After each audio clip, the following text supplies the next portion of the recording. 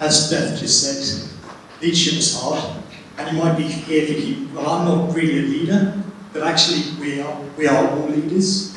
And when I worked on the ship for Shell, that's one of the things that they always said, you're all leaders. And I always thought, well, are we really? But actually, I'm leading the church. That is far more true than in any other job. Because the art of being a disciple, which we're all called to be, is about leading ourselves, following the instructions that Christ gives us, and then putting them into practice with the Holy Spirit, giving us the strength to do that. So we are all leading ourselves. And even if you don't think that you're a leader, you are leading somebody else to Christ. Because we have been told, as disciples, to go and make disciples. So if we're going to make disciples, that means leading somebody else. So it has to always start with us leading ourselves so that we can then lead other people. And I know that I'm going to introduce John right now because you don't really want to come and listen to me on a day like this. You want to listen to John Andrews, and what he's going to bring is going to speak into all of our lives. Whether you're a leader of a Connect group, whether you're a leader of a team, whether you are just a leader of yourself and of other people coming to Christ. We're all here to learn something. So, as Beth said, allow God to speak to you, whatever that happens to be. And I'm sure we will gain so much from it. So, can we just stand and honour John as he comes to just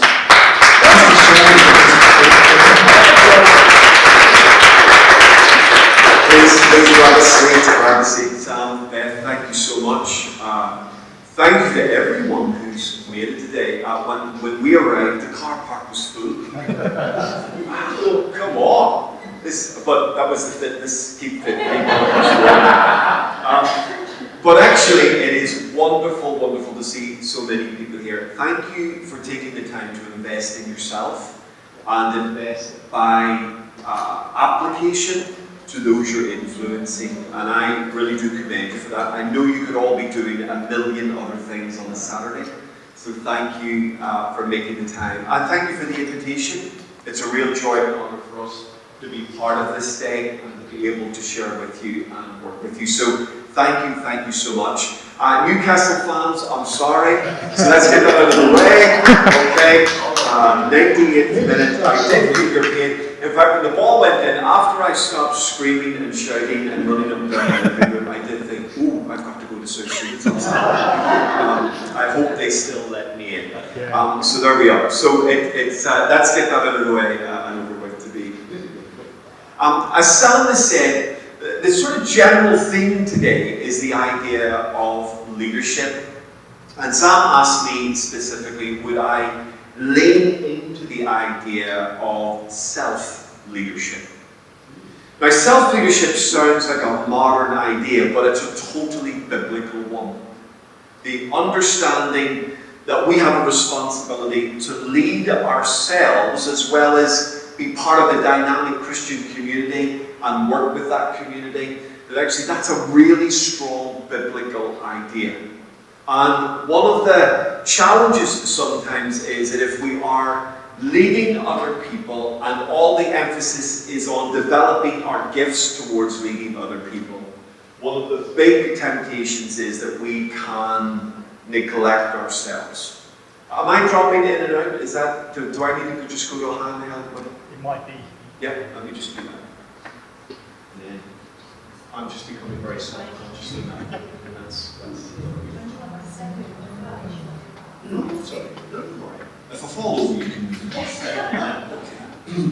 All right. So we're thinking today. Our theme today, under the banner broadly of leadership, and then under the banner of that of self-leadership, is that I am wanting to unashamedly lean into the idea of devotional well-being. So I'm meeting more leaders today who seem to me are under more pressure than ever. And actually, if we're going to be men and women, not only as leaders, but as just followers of Jesus, this is a dynamic idea that will benefit everybody in the room. So whether you are here because the church just gave you an opportunity to rock up and you've come today, or whether you're leading formally something in this church, this subject is absolutely essential. And I speak to you, so I know many of you know me very, very well, but let me just give you a bit of context. I've been a follower of Jesus since I was 8 years old. I've been in what we would call full-time ministry. What we mean by that is I get paid to do it for 35 years. And I believe this is as important to me today as it was when I began, if not more important. And at the end of the day, it's remembering that we are called not just to leadership, but to relationship. Okay? And that's really important. That's going to be the very essence of everything. So whether you're leading something or not, this is going to speak to you, I hope. But it's remembering that if we are followers of Jesus, we're not just called to leadership, we're called to relationship. I was reading in my everyday devotional reading of the Bible this morning, and it says of Jesus in the Gospel of Luke, when he called his disciples, it says, he called them to him, and then he sent them. Alright? So, as followers of Jesus, we are called firstly to him, then to others. So that's at the very heartbeat of everything we do. And we're going to do that in 3 sessions today. We'll see if we get through everything, great. If not, and we drop off at other stuff, it's absolutely fine. But my intent today will be to think about your devotional well-being through 3 ideas. Number 1 this morning will be in this session, foundation, thinking about the foundations of our lives. Then in the session, first session of the afternoon, it will be the idea of focus. And then the last session, deeply practical, hopefully, will be the idea of framework. Okay, so we'll look at foundation, we'll look at focus, and then we will look at framework. Okay, so that's the plan today. We'll see how we get on. If at any time I'm talking throughout the session and you've got a question, stick your hand up and we'll have the question.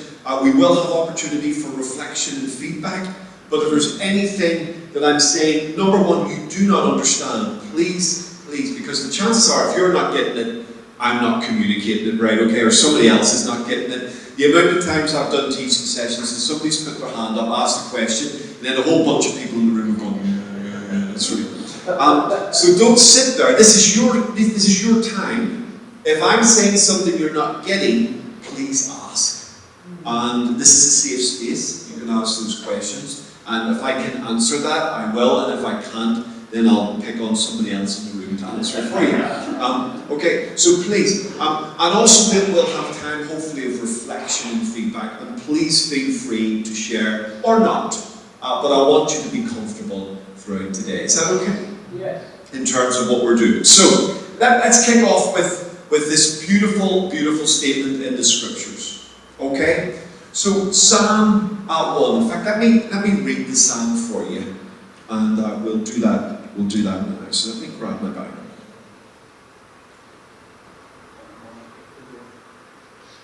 Let me just read the whole of this psalm to you. This is the opening psalm of the book of Psalms. And it says, blessed is the one who does not walk in the step with the wicked, or stand in the way that sinners take, or sit in the company of mockers, but whose delight is in the law of the Lord, and who meditates on his law day and night. That person is like a tree planted by streams of water, which yields its fruit in season, and whose leaf does not wither, and whatever they do prospers. Okay? Now that the opening statement of the Psalms, and Psalms in the language of the Bible literally means prayers. It's the idea of bringing our prayers to God. And this is one of the opening statements of the Psalm. But his delight, that's the delight of the righteous person, is this, that actually he delights in the law of the Lord, and on that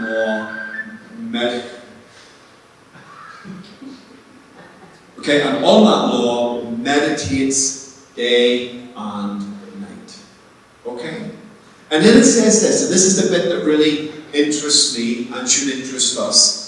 As a result of that behavior, okay? So as a result of delighting in the Torah or the law of the Lord, and meditating, we'll come back to what that means, meditating on it day and night, look at the result. He, she is like a tree planted by streams of water. Okay? Now look at the language, planted. A tree planted. And it goes on to say this, which yields its fruit in season. The leaf does not wither, and whatever he does prospers. Okay? Now of course, being a follower of Jesus doesn't mean literally you're a tree. But the psalmist takes this beautiful picture of the tree, which everybody virtually in the world will sort of understand, directly or intuitively. And he's saying this, the person who delights in the law of the Lord, the word of the Lord, meditates on that law day and night, that person will be like this tree, planted, secure. This tree will be fruitful. This tree will not wither. This tree will prosper. Alright?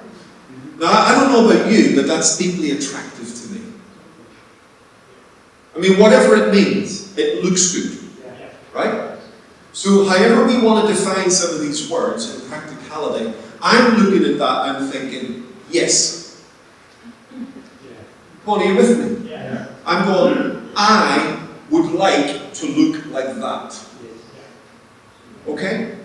And that is possible, according to the psalmist, that is possible if we root ourselves into the right things. Okay? Now this is not saying that the man or the woman who's like this is going to have a life without trouble or difficulty or challenge. In fact, the implication as we go through the Psalms is that it's because of the rootedness of this person that they're able to sustain themselves in the midst of the challenge.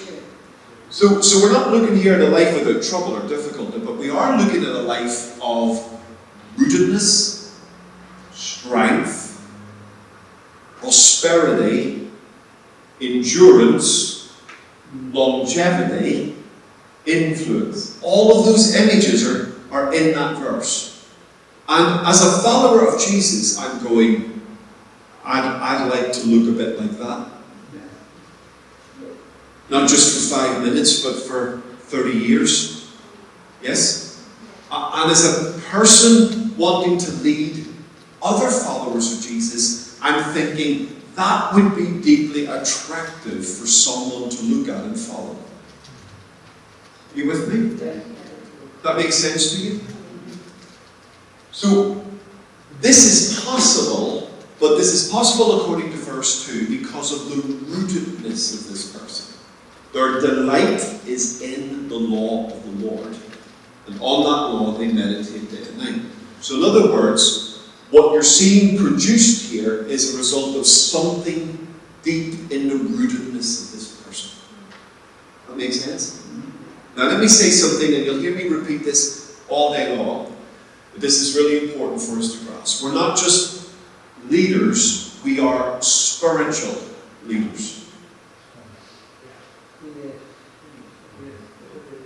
Okay? So, what we're not talking about here is just leadership. We're talking about spiritual leadership. The spiritual leadership of yourself, and the spiritual leadership of those you've got some measure of influence over. We are spiritual first, leaders second. You are, let me put it another way, you are a follower of Jesus before you are a leader of followers of Jesus. So if we are not following Jesus, we have no right to lead followers of Jesus. Because we are not talking about just leadership. We are talking about leadership that's following Jesus. We're talking about spiritual leadership. Are you with me? That's why we have to be careful about just grabbing ideas in the planet and dragging them across into the church. Now, we can learn from everywhere. We should try to learn from as many places as possible. But where I try to always bring a sense of caution is, we're not just trying to raise up people who can lead. We're trying to raise up people who have first learned to follow. Now let me put it really, like, you may not like this, but I trust you and I'm in a safe space. Let me put it as strongly but as compassionately as I can. I don't care if you've got all the leadership ability running out of you. If I do not see in you followership of Jesus, you're not going to lead in my community. Because I'm not just interested in good leaders.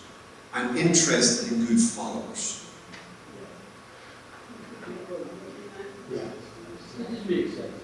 Alright?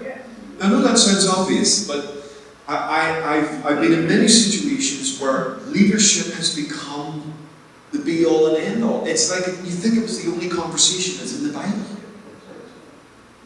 And actually the word leadership is rarely used in the Bible, actually. Hardly ever used in the New Testament. Okay? In terms of the word actual leadership, is rarely used in the Scripture. That's everywhere in the Bible. But the leadership that we see is the leadership that's coming out of something. It's coming out of a relationship with God. And that's what we're really after. Yes, we want to be as good a leaders as possible, grow in our competencies, and you'll have many conversations about that as you move forward. And we must always be learning how to lead other people better. But we mustn't jump to leading other people as the starting point. That's not the starting point of our conversation. The starting point of our conversation is, am I following Him? Then out of that, we can learn how to lead others. With me? Is that okay? Now that's, if you agree with that, then we're going to have a good day. If you don't agree with that, then you can probably go home now and save yourself the pain of the next few hours together. Now, why is all of this important? Well, I believe in a very simple principle. The higher we hope to build, the deeper we must dig. Now, there's a sort of a natural principle here, but there is certainly a spiritual principle here. That when it comes to biblical thinking about leadership, it's never focused solely on the outside. There's always a focus on the inside. There's never just a focus, as far as the Bible is concerned, on what's visible. The Bible narrative is deeply interested in what's invisible, unseen. That makes sense to you? So, now, here's the problem with the unseen. The unseen is just not exciting. So nobody looks at this building and goes, wow, what great foundations. Isn't that right? People walk in and go, oh wow, this is gorgeous. What a great job. Oh, I love your hall. Oh, I love what you've done. Oh, I love the lights. Oh, no one, I would, David Jr. sitting there, Sam and Beth, I would venture, no one's ever come in and gone, ooh, what gorgeous foundations you have. Right? Why? Because it's invisible. And people tend to think like this, just because I can't see it, it's no longer important. But we know that if the foundations of this building are substandard, no matter how beautiful this looks, we are at some point going to be in trouble. Cracks are going to start to appear in beautiful walls. Somebody somewhere is going to say, actually, you've got a problem, because underneath the ground, attention hasn't been paid. Now, the exact same thing happens in our everyday experience. People are drawn to the visible, drawn to the outside, drawn to what they see and feel and touch. And because of that, if we're not careful as humans and as followers of Jesus, we start to place emphasis only on the things that get seen, because those are the things that people see. When actually, as spiritual leaders, we want to make sure we're paying attention to the stuff that people don't often see, but as far as God's eyes are concerned, are as important, if not sometimes more important. You with me? So, why are foundations so important? Take the weight. Take the weight? Absolutely.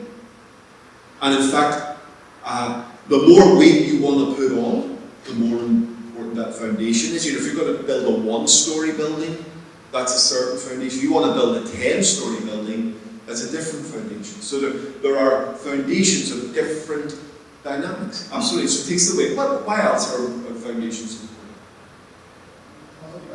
So the building lasts. The building lasts. We're looking at longevity. We don't just want something to be built and fall over in a week or a year, but we want something to last. Don't we? Yeah. We were at York Cathedral, and York Cathedral took a total of 500 years to build.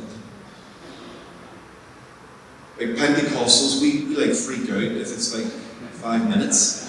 500 years to build, and it still stands. What a building, right? Whatever you think about those buildings, wow, amazing. But why else are foundations important?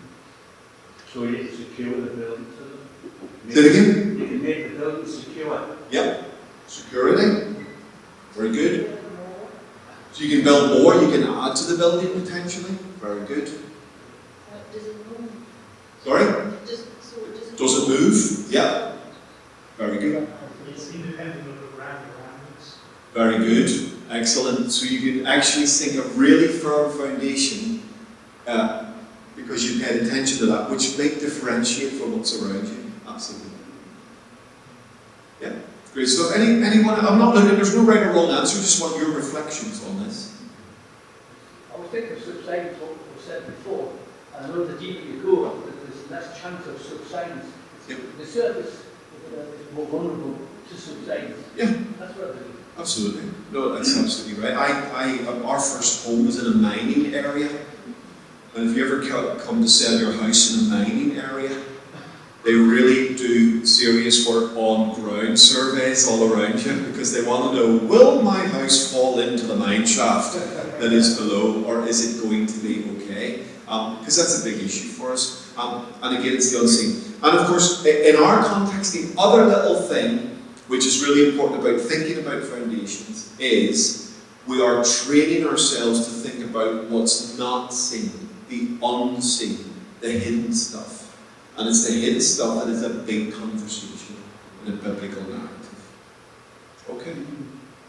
Alright, so when it comes to our world and our lives, what tends to happen if you think about that line being the line between what's seen and unseen, what tends to happen in our lives is more and more stuff gets layered up in the everyday. You get more and more busy, you're doing more and more stuff as a Christian, as a follower of Jesus.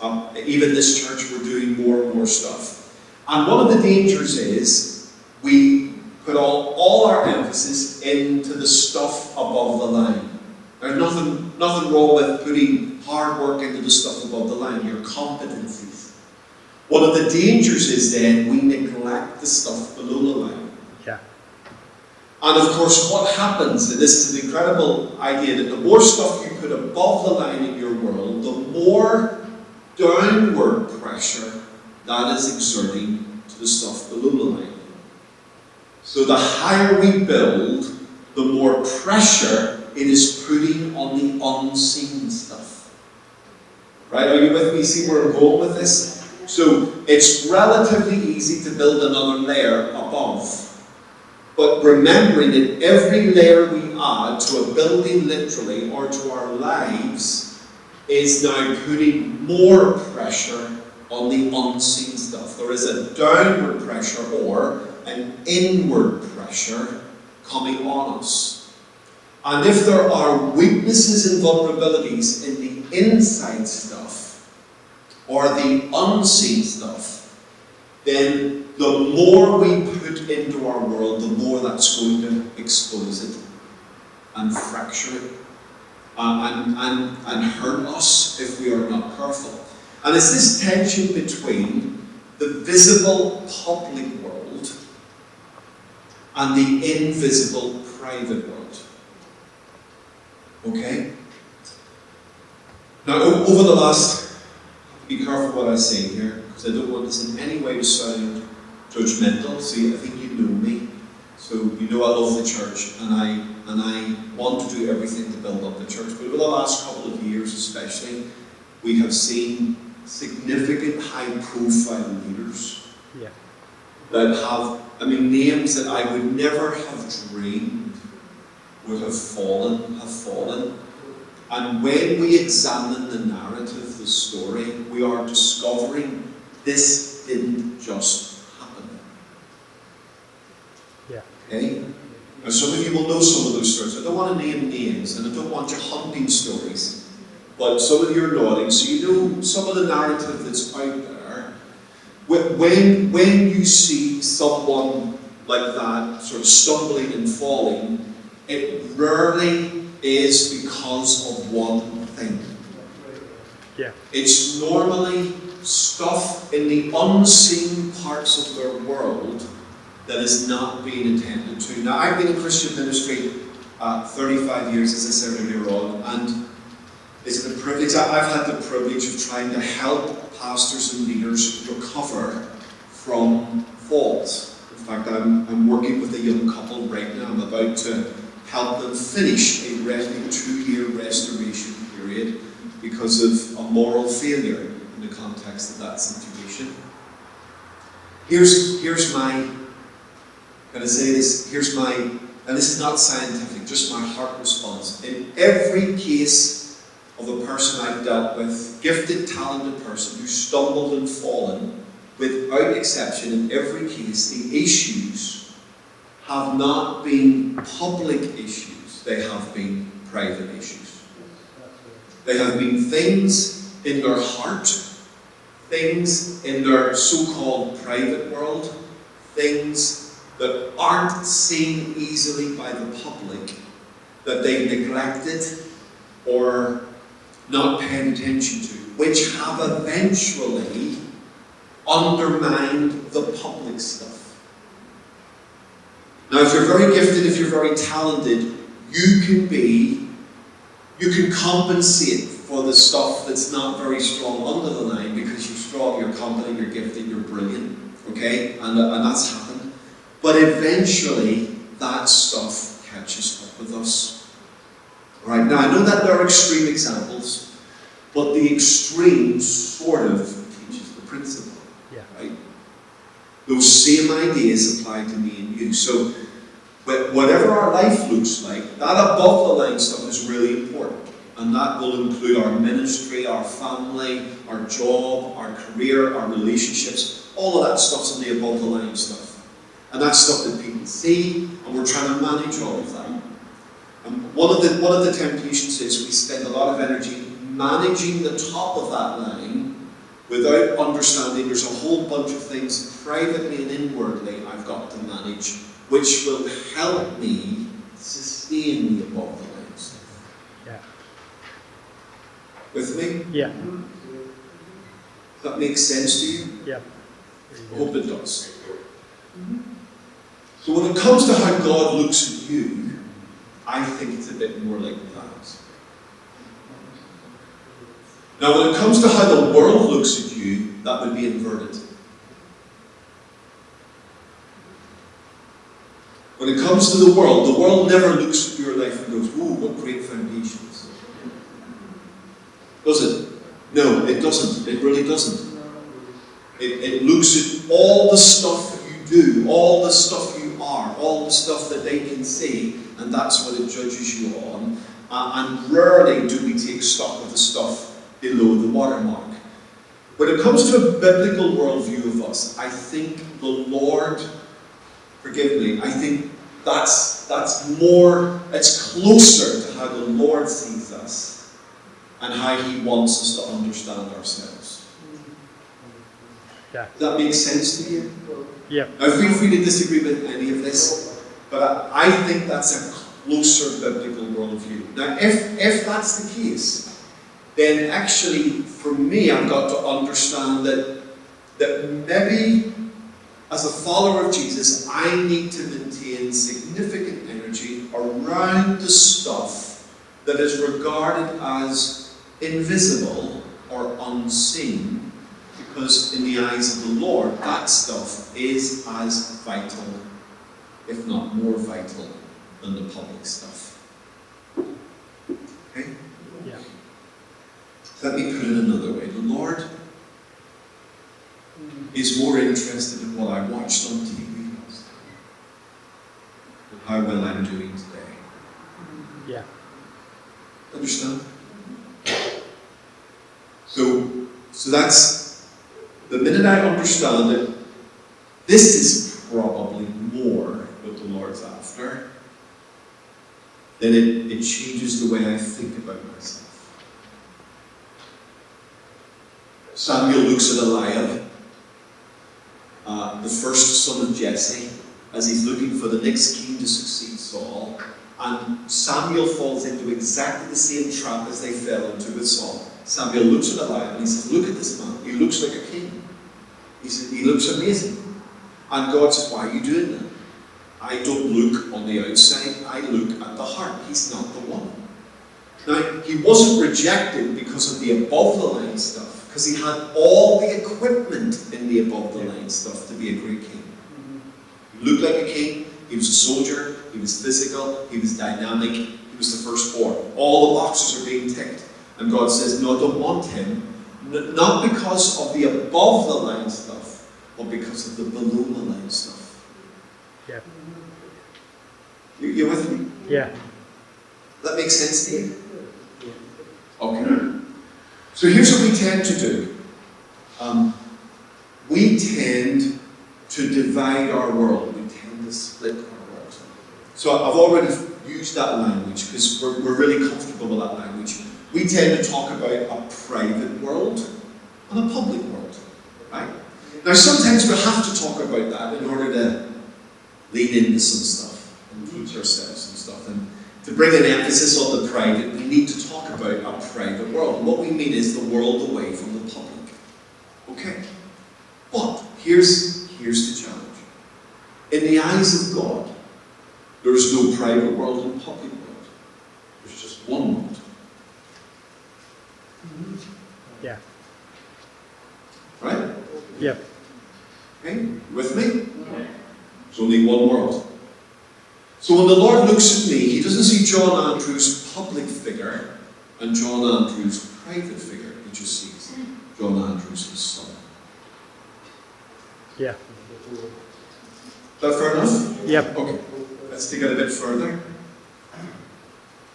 Sometimes we make a division between what we call the spiritual and the secular. Something that's obviously spiritual and something that's obviously secular. So the stuff I do in church is spiritual. The stuff I do for Marks and Spencer's on a Monday morning when I'm working for them, that's secular. Yeah. Stuff I do on a Sunday at Living Waters and the stuff I do as a school teacher, head of a school, is secular. Right? Are you familiar with that? Yeah. In a biblical worldview, there's no such division. Yep. So let me land it, hope I don't embarrass her. Beth leads us in worship tomorrow. That is no more spiritual than Beth teaching children on Monday morning at school. Yeah. It's just her life in two different contexts. Yeah. And in fact, the Lord doesn't want her to see Sunday as spiritual and Monday as secular, but to see it as one world with different emphases. So there's no division. With me? take it a little bit further. We have an internal world and an external world. There's the world inside me. Let's use that language. The world inside me, the world of my thoughts, the world of my ambitions, the world of my motivations, the world of my head. And then there's my external world. And again, what we have been taught to do and try to do is convince ourselves that whatever is going on in my internal world has no impact whatsoever on my external. So you will have heard phrases like, in some form or another, you'll have heard phrases like, it doesn't matter about his private life as long as he's good at his job. Alright? I hear that, I'm cool with that.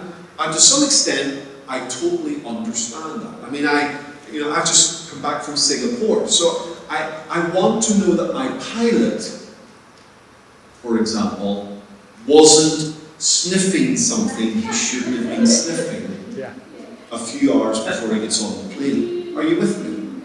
Yeah. So people say it doesn't matter what he does in his private world as long as he can fly the plane. No, I think it does matter. Not in a moralist sense, but in an understand. I want my pilot to understand how he's living outside that plane is really important to how he flies that plane. Yeah. Yeah. I don't want him drunk getting on the plane. Alright, now I know our airlines work very hard to stop all of that stuff, but do you know what I mean? It's an extreme example. Are you with me? Yes. So we separate the internal, what's going on in my head and what's going on in my world. It doesn't matter if they're not connected. In a Bible way of thinking, the Bible's trying to bring those two ideas together. In fact, the Bible says that ultimately how we express ourselves externally will be a reflection of what's internal. Okay? Now forgive me if I'm teaching McGrady how to suck eggs here and you're already here on that, but I'm at the stage where I'm having conversations like this with leaders because this conversation needs to be had.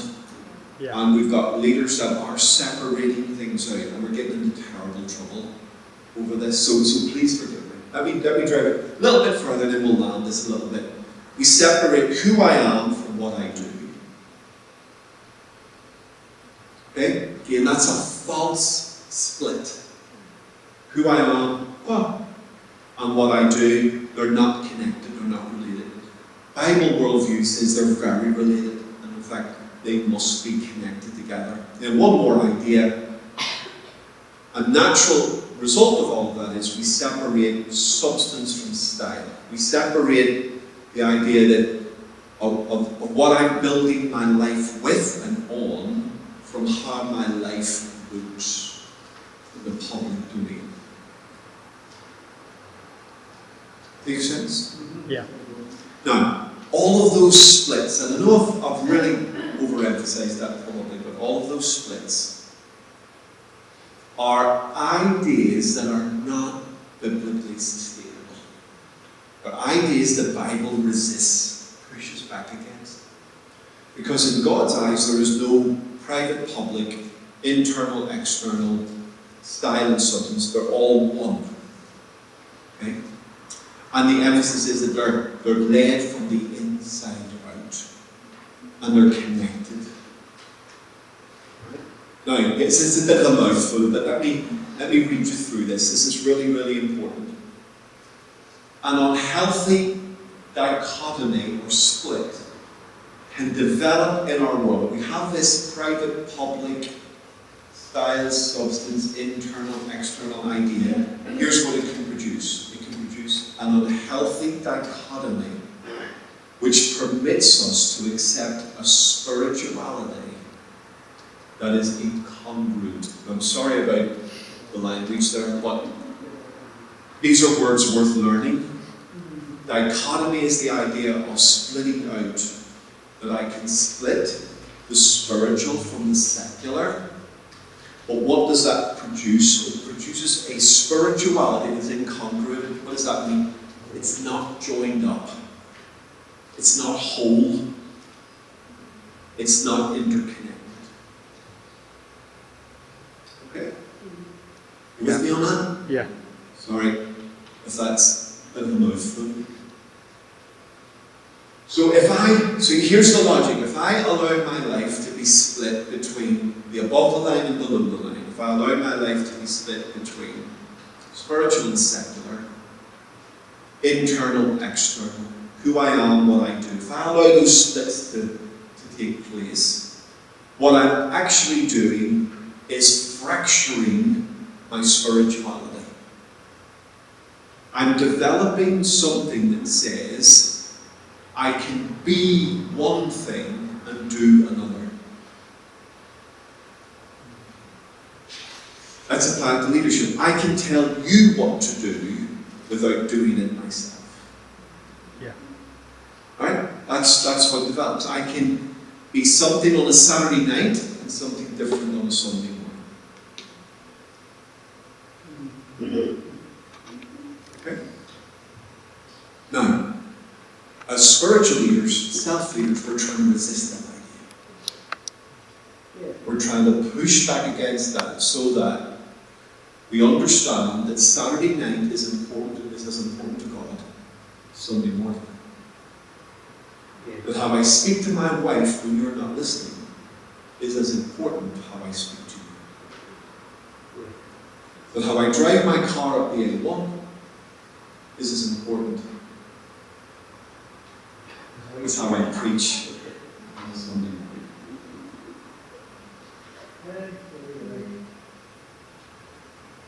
Now, is this easy? No.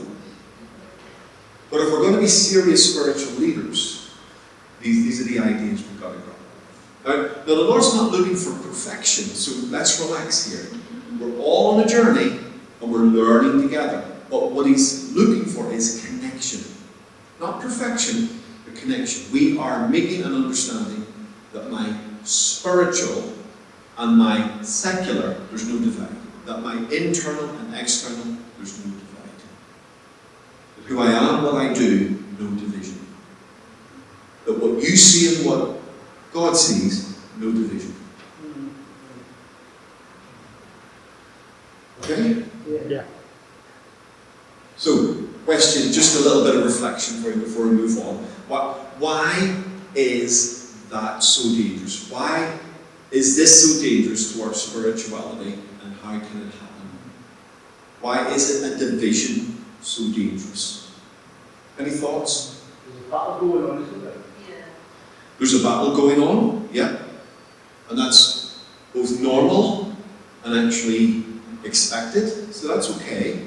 If you're struggling in a battle, that's absolutely normal. As part, in fact, I would say if you're not in some level of conflict and battle in pushing some of this stuff through, well, that's probably an exceptional moment. We're always managing some of these ideas and tensions. So don't be discouraged by that. I think that is part of the normal of the Christian life. What else? Yes? By trying to fit in, we can sometimes compromise ourselves. Yep. That's right. Absolutely. So you can develop a public way of behaving which compromises your value system, which compromises the things you believe, therefore leads you to do things you don't want to do, don't want to accept to do. And I think that can go further because then you can think, well, that's not what the Bible meant. And that can start changing the word of God and the meaning of that for you. And if you're in leadership and you're speaking to people and teaching people, that can then change it for them. Very good. Very good. Yeah. Anything else? Yes? I was just thinking out the back to what Brian said, because if it becomes like a tug of war, we can only go one way up to that. The possibility of going in the wrong direction when that takes over, so it's going to be a bit of and could end up just going. Absolutely. Very good. And the more we allow the two worlds to exist, the harder that tug of war becomes. So it becomes more and more difficult to sustain the tension. Alright, because you're pulling one way or the other. You're allowing two different worlds to exist, and therefore that's really going to, the energy you have to then exert to keep those two worlds together is massive. Than having just the confidence to live in one world. Yeah. Anything else? You get something like where you end up with the situation like the Pharisee. The Pharisee thought he was right and was trying to lead people and leading them astray. It's a great illustration from the Gospels, where Jesus literally says to members of the, not all of them, because some of them were good men who loved the Lord, clearly from the conversations of the Gospels, but Jesus says to the religious community, you know, you're a little bit like the cup. It's really, really shiny on the outside, but when we look at the inside, oh my goodness, that hasn't been cleaned for a while. Yeah. Yeah? Yep. Or Jesus, a really terrible illustration of Jesus used. He said, you're like whitewashed tombs. The tombs are lovely and clean on the outside, but filled with death on the inside. Now, the fact that Jesus is saying that means it's possible to have this. On the outside looking very good, on the inside not so good. And we don't want that to develop. Okay. Yes? Does that mean that if someone's nasty on the outside, it's probably not more on the inside? Yes, it can be. So for example, ultimately, the Bible worldview would be that what's being expressed ultimately on the outside is some evidence of what's going on the inside. That would be a big idea. You'll know a tree by its fruit. The fruit that a person consistently produces is evidence of what's going on in the inside of the world. Okay? And you can work very hard to sort of try and shut that down, but it's there. Of course, what it's also saying potentially is what you're seeing on the outside, then there's more of that on the inside. Good and bad. And you know, so not just the negative stuff, but the positive stuff. That actually, if we're demonstrating something on the outside of our world, that's a reflection of something that's happening on our inside. Generally speaking. Not getting triggered things to see yourself, oh, I've reacted there. There's something he's dealing with internally. Yes, provided, so John said, is that a trigger to then deal with on the inside? Provided you understand that your outside and your inside is connected. If you've made the split, you're not going to do that. Okay? So that's the point. The point is, this is dangerous because it allows me to separate my belief, things I believe, from my behaviour. It's a very dangerous separation. And that's what can allow people to justify some interesting behaviour. Because they're separating that from something else. Okay? With me? This is hard stuff. I mean, I don't mean that hard in a negative, but this is, if we're serious about following Jesus, let's forget about leading other people at the moment. If we're just serious about following Jesus, then the recognition is it's one world. Okay? Once you settle that idea, it becomes a different conversation. It becomes a different journey for you. What we mustn't allow to happen is that you can have this really sort of private world that operates under maybe our directive, and in a public world that conforms to what people want around us. Because ultimately, ultimate expression of this will be a double life, will be duplicity, or even at worst, hypocrisy.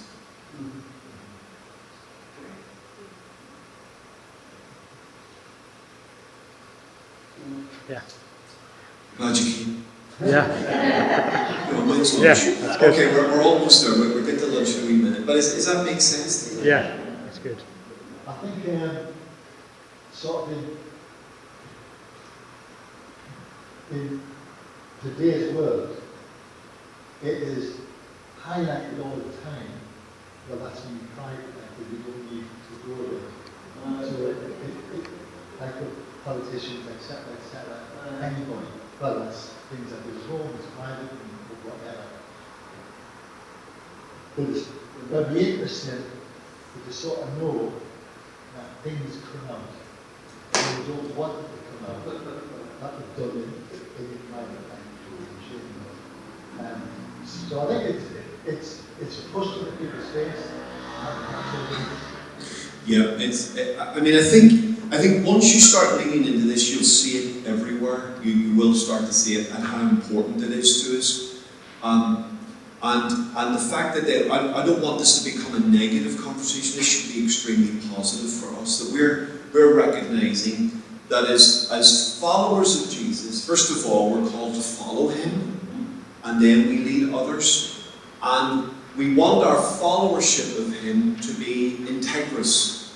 We want it to be something that is both reflected in our private world, that's usually the language, and our public world. That actually we want our heart and our hands to be the same. Yeah. That's the goal, right? Now, are we going to make mistakes in that? Of course we are. Are we going to stumble? Of course we are. But there's a difference between stumbling towards something and stumbling in rebellion to something. Right? I mean, I've stumbled many, many times in trying to make sure my heart and my hands are the same. I've stumbled many times. I've made many mistakes. But I'm stumbling, can I use the language? I'm stumbling forward. I'm stumbling towards something. That's different from a stumbling of rebellion. It says, no, this is a no-go area. You can't come here. And as spiritual leaders, first of all, as spiritual followers, and then maybe as leaders of other people, we're trying to make sure that the heart and the hands are connected. We're not letting those two things get separated too much. Because once we allow that separation to take place, all sorts of interesting consequences can happen. Good, bad, and ugly in that world. So I love what Nelson says. He says this, that spirituality that isn't 24/7 is just hollow religion. Now this is again a bit of a mouthful for a Saturday morning, but it's a bankable quote. He says this, it's a segregated component of a non-integrated person. In other words, here's what he said. Here's what we learn to do as humans. We learn to put something over there, something there, something there, and something there, and then we decide if they get connected. From a Bible worldview, if we're really going to grapple with the Bible and how it views us, all of those things are connected, whether we like it or not. So what the Bible wants us to do is intentionally connect them, is bring them together under the Lordship of Jesus, or to bring them together with God at the center. So when we look at that, that's really, it's challenging, but it's liberating. So actually, every part of my life becomes potentially an expression of my spirituality. My money is now part of my spirituality. My relationships, part of my spirituality. The way I drive my car is part of my spirituality. The way I have submitted my tax return to my accountant is part of my spirituality. With me. The way I'm raising my children, part of my spirituality. The way I relate to my wife, part of my spirituality. They're not bits of my world, they are my world. So what I want to do is bring that into the centrality of him. Allow him to touch those bits of my world. Alright? Both at a belief system level, the heart, and a behaviour level, the hands. You with me? Yeah. So what I don't want is to develop a world where my hands to you are one thing, but my hands to somebody else are another thing. What I don't want to do is to learn how to use my hands positively here, but my heart over here is negative. I want to be able to bring those two things together. I want to ensure that what you're seeing in my hands is a reflection of my heart in the most positive way, as a leader. here are the big benefits of that. If we can learn to live like that, it's liberating. It's truly liberating. Because I don't have to pretend. I don't have to sustain things. We move away from looking for perfection from leaders, and rather we look at authenticity. Okay? God and I have raised 3 kids, and our kids have never criticized us for not being perfect. That's the truth. We've never had a criticism from them because you're not perfect. Where we have been criticized is when they feel we're not authentic. We're saying one thing and doing another. Agree? Yeah. Okay? Still love me? Yeah. Just, come on. The honest man in the room. Right now. Was the inside of your world to be changed, then the behaviour of your world will be changed. Why? Because both Solomon and Paul understand it's one world. It's one world. And the sooner we get that, the more liberating that is. So Solomon says to us, keep your heart. Now the heart there doesn't just mean the pump in your body. The heart there in the Hebrew thinking is the centre of your being. Okay? It's the engine room of the you that you are. Your belief system, your motives, everything about your intellect, all of that's in the heart idea of the Hebrew Bible. Okay? So centrality of the heart. Okay? He says, keep your heart with all vigilance. Why? Because the heart will be, as it were, the dictator to what comes out, to how your life ultimately looks. Now, we sort of know that's true. Intuitively, deep down, you'll know that's true. Biblically, this gets affirmed. And so, here's what the Bible's teaching. What's inside of you is eventually going to come out of you.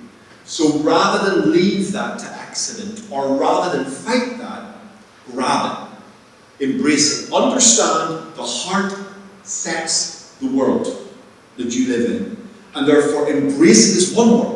Recognize it's one world. And if you embrace it as one world, it becomes easier in the long run. Lead into that as an idea. And this was a game changer for me as a young person. Absolute game changer.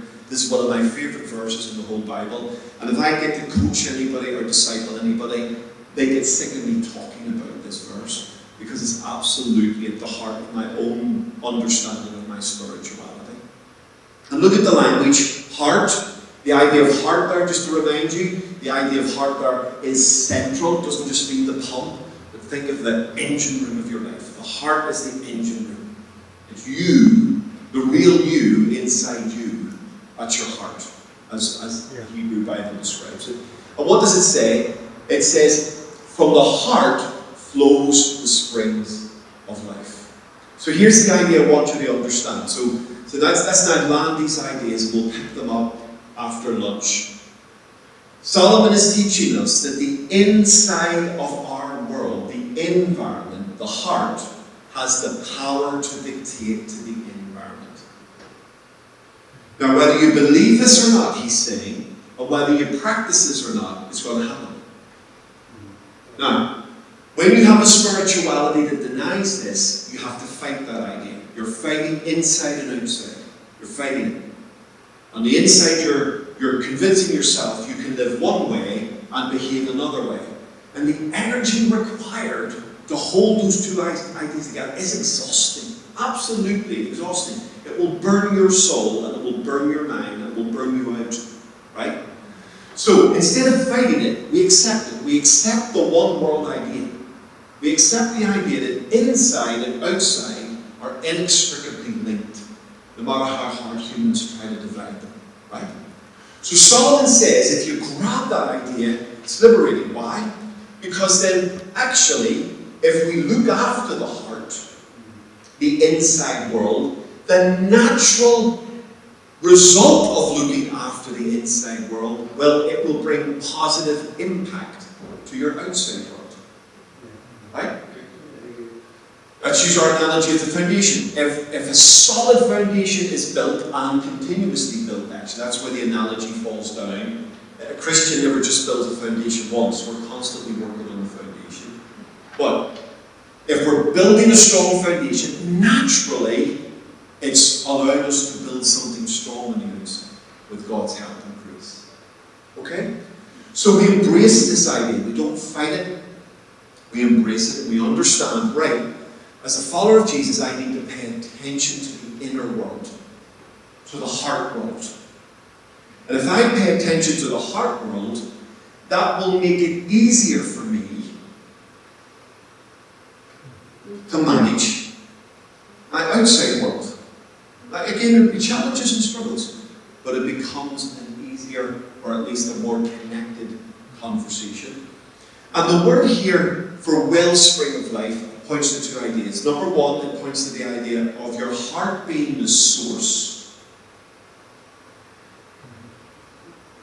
Yeah. Again, can I just say, without knowing theology, intuitively, you know this is right. You know this is right without anyone teaching you this in the Bible. If you've lived long enough, you sort of know this. If someone's a bit stinky on the inside, the stinky comes out on the outside, right? Eventually. I mean, eventually it does. And that's why you can meet a really nice non-Christian who's a really good person on the outside, because actually they're trying to be pretty decent on the inside as well. Alright? So that we sort of have met that without knowing what it is. The Bible explains what it is to us, and it says this: if the heart, let's go back to Psalm 1, if we're meditating on the law of the Lord day and night, if that's becoming the rootedness of our world, then what's going to happen is that heart world will be the source of life to the outward world. But for the Christian, it's not an outside in, it's an inside out.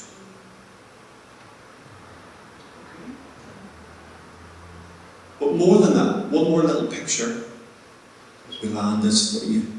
It's not just the idea of wellspring there, isn't just source idea, it's also a boundary image. Right? Now this is powerful. The condition, well-being of my heart has the power to set the boundary for my life. That's why, and you may have met people, or you may have experienced this yourself, you can live in a big place but live small. Alright? And you've met people, I've certainly met people in this category who live in a small place but live big. Right? So what they're living out of is not what's around them, but what's inside them. And literally or metaphorically, literally, I've met people who live in a really nowhere place, a place you wouldn't want to live, and yet they're living big. I've also met Christians living in churches filled with resource and opportunity. Small. Because that's a heart issue, not just what's going on around you issue. Does that make sense to you? Yeah. So please forgive me with this. Well, I'll say it anyway. When we experience restriction, we tend to look for blame for what's around us. Now, that might be the case, so don't hear what I'm not saying, but many, many times pastorally, the restriction in people's lives that I've encountered have been more internal than external. They've been more about the condition of their heart and the way they think than what's actually around them. Now, the around situation is the easier one to blame. Well, I'm stuck because it's his fault. I'm stuck because of the postcode I'm living in, or I'm stuck because... Okay, now, they're all real issues, so please, again, don't hear what I'm not saying. Actually, the Bible wants to teach us that you can be in a small place and live big. You can be in a poor place and live rich. You can be in a negative place and live positively. because the trajectory is inside out. That's a heart issue. That's a powerful idea. And if we can grab that idea, it's a game changer. It really is a game changer for us. You might want to reflect with me on that. So the heart, the condition of the inside world is source and boundary for us. And I just want you to think about that. And we're called to keep the heart. Now, let me just give you 2 images and then we'll go to lunch. Is that okay? Let me just land this for you. Keeping the heart here is 2 ideas. Because in the Hebrew, there's a double emphasis. Keep your heart with all vigilance. A double idea. NIV translates it, above all else, guard your heart. So it takes the 2 ideas and lands it into one thought, guard. In the Hebrew, it's 2 ideas locked together. So I'm going to go with the Hebrew text here. So the keep is the idea of watchtower, the idea of looking over. Okay? And how do we look over our heart? Proactively. So the watchtower was built by a town or a city so that someone would stand at the top of the tower, and what would they do? They would scan the horizon. There's no point having a watchtower if the person in the watchtower tells you that they're here when you're banging on the door. Yeah. Right? That's too late. The whole point of the watchtower is to give an alarm at a distance. You with me? Yeah. So part of keeping our heart is learning to proactively watch over our world, to look at the issues that would want to invade our heart and try to stop those getting to the walls. So that would be Yeah. Yeah, it could. So that's a nice, easy example. It could relate to media. So please forgive me. I hope this doesn't shock you, but I'll say it. I don't have a porn issue, but I could have. Yeah. Okay? So I don't have a pornography issue, but I could have. If I allow that to get too close, I'll have an issue. Yep. The closer you let that get to the wall of your heart, the harder it is to resist it. Alright, so here's what I don't want. I don't want pornography banging on the door of my castle. It's too close. Are you with me? Yeah. Is this too honest? But maybe I shouldn't have said that. So if it gets that close, I'm probably going to let it in. Yeah. So what I have to do is guard, keep it. So I'm scanning. So there's a whole bunch of barriers that I've built in my world that won't allow it to get to the gate. Because the closer it gets to the gate, the more vulnerable my heart is. That's what it means by keeping your heart. This idea of, now, my issue, when I say I have an issue, I'm vulnerable to that. Okay? And I've been very open and honest about that. In terms of even my own. So when my wife goes to bed, I go to bed. Okay, all our social media, we all have shared passports, and look, she can look at everything I'm doing because I don't want that getting to the gate. And in the 21st century, that's one of the most vulnerable issues for someone like me. Okay, and I don't want that to happen. So what am I doing? I'm looking over the horizon. I'm building blocks that are in before it even gets here. Now, why am I doing that? Because here's what I understand. If I allow that in, that's going to impact the wellspring. Yep. So let me bring it back to leadership. I'm not then just doing that for me. Yeah. Yeah, that's good. It's not just because I want to be morally pure when you're not looking. It's because if I let that in, you're going to eventually be impacted by that. As much as I try and cover it up, somewhere it's going to leak out. You're going to catch it or feel it. And even if you didn't, it's still an issue with the Lord. Is that? Yeah. Okay, I hope that hasn't been too honest. And please don't put on Twitter, John Andrews has a porn problem, or I'll get kicked out. But I could have. Yeah. Head and Shoulders, I didn't know you had dandruff. No, he doesn't have dandruff because he used Head and Shoulders, that's the whole point. So it's the Head and Shoulders preventing the dandruff. That's what we're thinking about here. Now, my issue, your issues will be different, but it's that looking over your heart is the thing. And then here's the other side. Keep it, so watch over it, and then with all vigilance. Now the imagery here is of protection, literally of prison house. So in other words, if something's really important to you, protect it. Now I'm bringing this in the land, so hopefully it's connecting for you. If we don't see the connection between the inside and the outside, if we've allowed a split to occur between us, outside and inside, then we won't value the inside world. Yeah. And when you don't value it, it doesn't matter. Yeah. You don't need to protect it. When you value something, you put it under lock and key, right? You with me? You don't want someone to get their hands on that, at least not easily. They're going to have to work to get it. That's the idea here. Guard it, protect it.